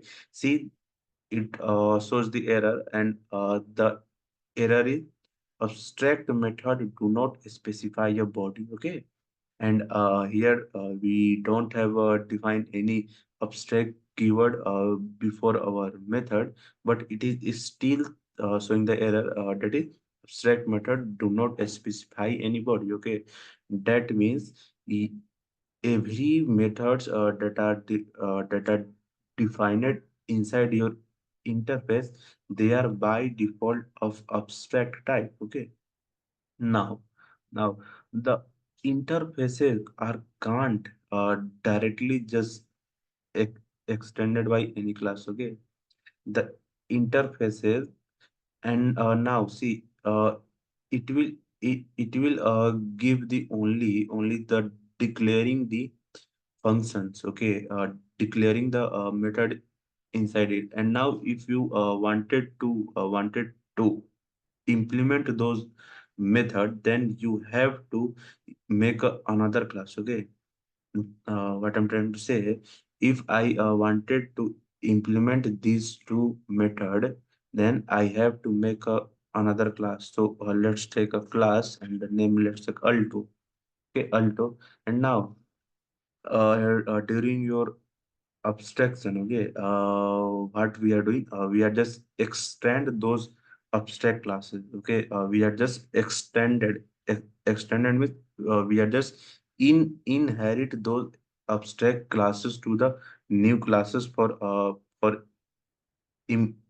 implementing the abstract methods. Okay, but in case of your interface, you can't extend the interface.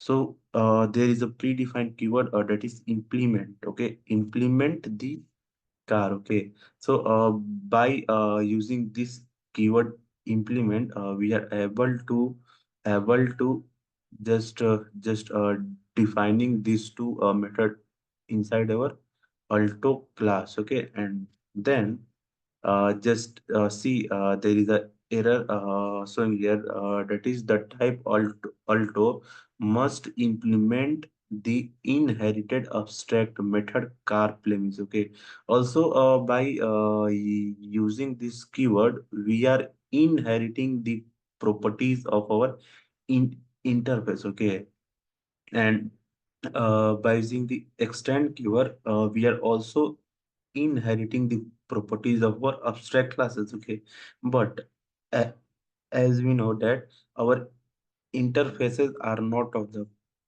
class type. Okay, that's why we can't use the extend keyword. Okay, so there is a predefined keyword that is implement is used for the inherit the all the attribute of our interfaces. Okay, so now we have to defining these two method inside our alto class. Okay, and this is the also the we had seen that if you are just inheriting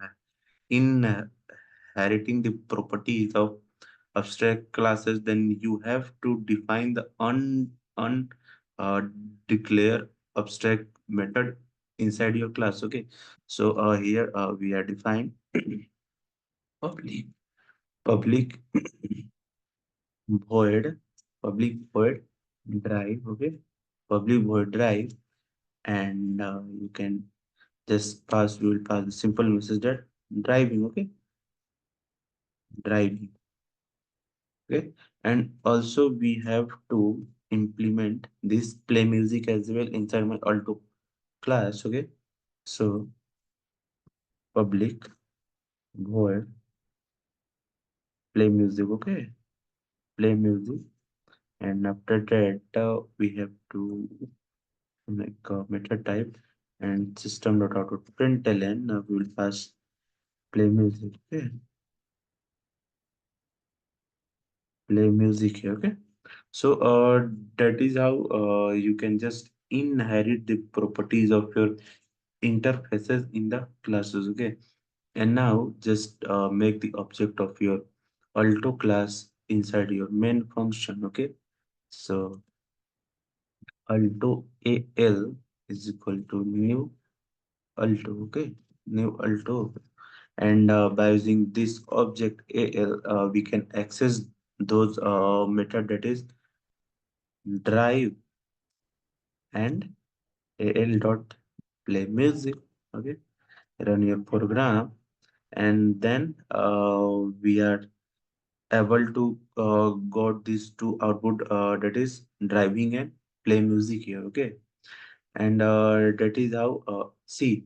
And if here you are trying to just create the object of your interface, then it will throw an error. Okay, see, if I am trying to create the object of my interface, okay, object car, okay, object car, then it will throw an error because I can't create the object of interface. See, it throws error, that is can't in instantiate the type car. Okay, because my car is the interface. Okay, so we can't create the object of interface. Okay, so if we have to implement the just declared method inside the interface, then we have to implement that interface by using this keyword implement to the another class, and then we are defining those abstracts method that are being declared into the interface, and then we are able to access those method by creating the object of that particular class. Okay, so this is the concept of your interface, and also there is also concept behind your the interface. Like see, these are your method and functions. Okay, but what if I'm trying to declare my variable? Okay, int a is string. Let's take name. Okay, okay, and let's take as the as. Okay, as. Okay, so see, it it is throw an error. Why? See, there is a property of your interface, and that is a very attribute inside your interface.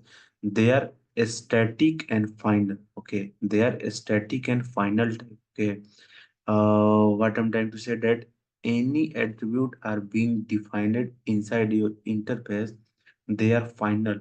That means we had already seen the concept of our final keyword.